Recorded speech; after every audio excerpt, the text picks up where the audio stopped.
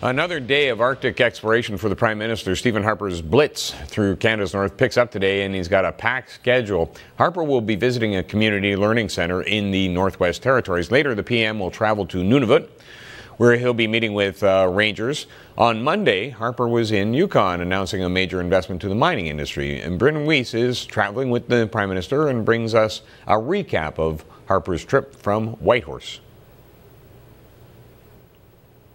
Well, there is no doubt that mining is going to play a very big part in Yukon's economy in the years ahead.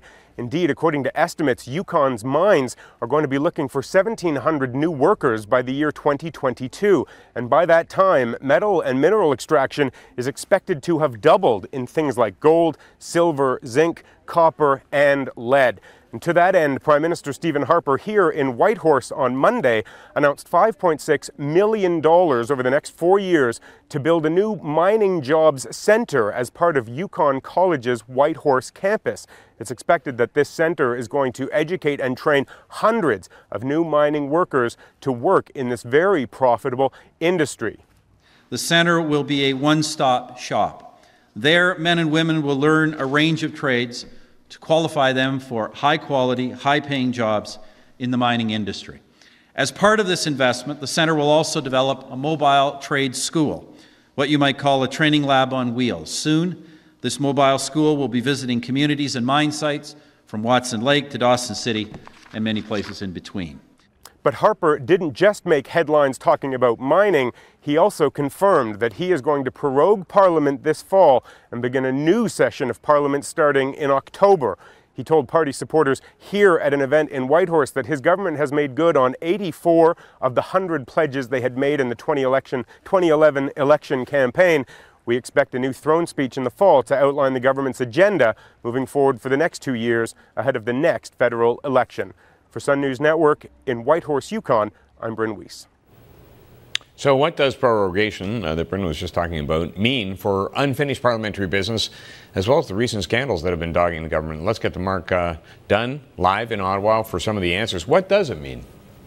Well, I think it gives MPs an extra month to work on their golf games, Pat. I mean, come on, an extra month holiday. I don't know why they're all, the Chicken Little, the sky is falling with prorogation. This is the fourth time this government's done it. I think the most notable example was back in 2008 when Liberal leader Stéphane Dion and NDP leader Jack Layton with Bloc leader Jill Duceppe on the sidelines. Remember the old coalition talks, and the Prime Minister dodged that by proroguing the place. But like everyone expected the Prime Minister to prorogue this year. He just put in place a brand new cabinet. Remember, the Calgary Conservative Convention was cancelled due to the floods. There was a lot of buzz. He was going to use that convention, at least as a platform, to talk about the government's agenda and achievements. Of course, that didn't happen. That's been delayed till the Halloween weekend. So with the throne speech, basically he'll walk over to the Governor General sometime before September the 16th, when the House was supposed to return, prorogue the place, come back mid-October, we believe, with the throne speech, was ultimately, as Bryn says, the roadmap, the blueprint of the government's agenda, its priorities for the next couple of years until the fall election in 2015. Yeah, and your point is well made. It's not unusual for this to happen. No, historically, not a bit. You look at some of the legislation. Okay, yeah, some legislation dies on the order paper.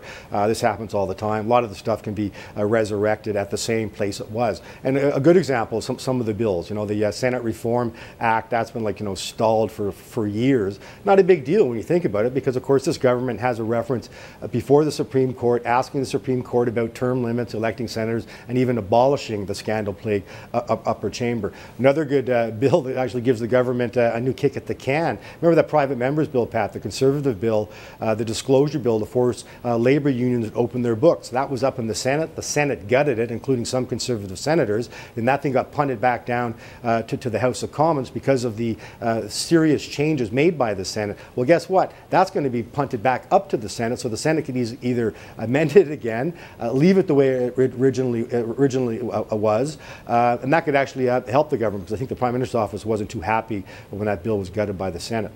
Yeah. And another piece of legislation too, changes to the Canada Elections Act to change the whole situation around political loans. We saw that a few weeks ago in Canada when the chief electoral officer basically threw up his hands in defeat and says, The rules just, we can't do anything about these rules. We can't enforce the rules. And of course, he was referring to the 2006 Liberal leadership, where 3 or 4 of them, scofflaws, if you will, never bothered paying back the money after, what, 7 or 8 years. So this new bill would apparently address that issue. Okay. That'll come back too. That'll come back, though. Okay, thanks a lot, Mark. You bet.